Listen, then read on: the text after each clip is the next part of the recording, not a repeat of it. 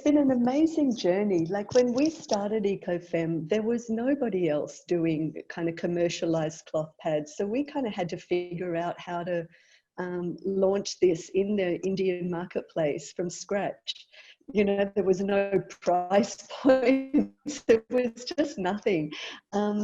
There was one other company we were aware of that were doing menstrual cups, which was She Cup, and we kind of quickly kind of got to know them. And there was also another organization in Udaipur who had been, which is Uga Pads, who had started also promoting cloth pads in their local communities and making them as well. But this was really right at the beginning of the whole thing. So literally everything that's happened has pretty much happened, I think, in the last 10 years when we talk about sustainable menstruation.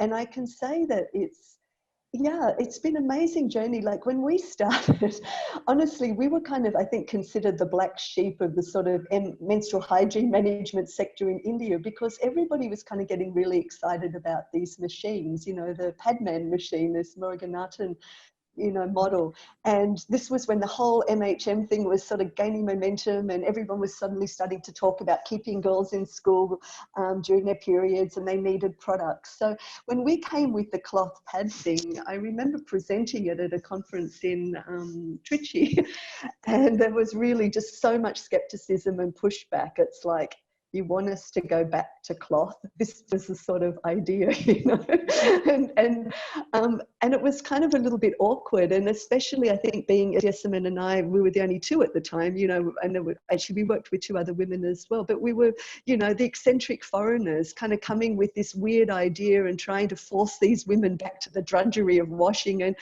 And so we really had to, I think, tread very carefully, because, you know, I get that there is this kind of freedom that's perceived around being able to use and embrace a disposable pad. And this was just kind of gaining momentum at that time.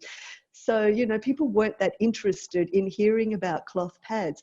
But we just kept on with our messaging of, like, the thing is, we would love it to be easy, somewhere between 500 to 800 years to break down.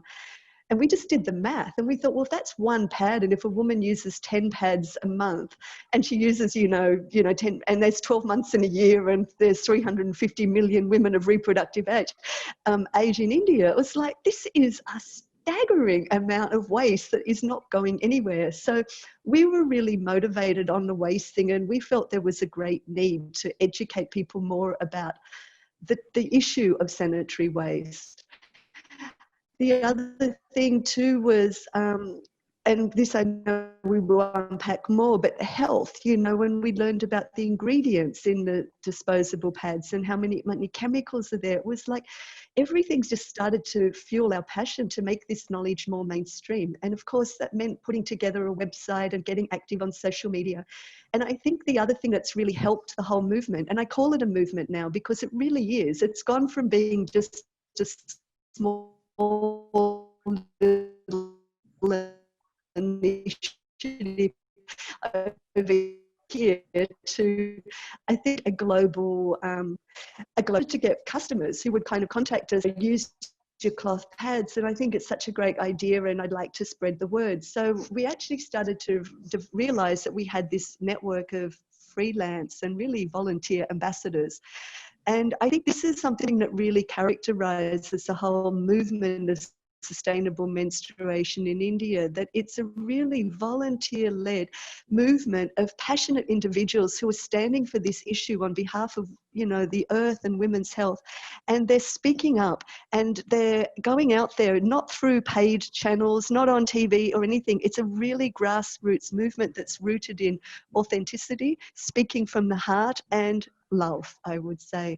So I think it's a beautiful movement for that reason, that it's really galvanized people at their heart to get involved in this. And I think, as we've all seen, the whole thing is just taking off more and more every day. And it's really exciting to be part of and see that such a quick momentum around a topic like this.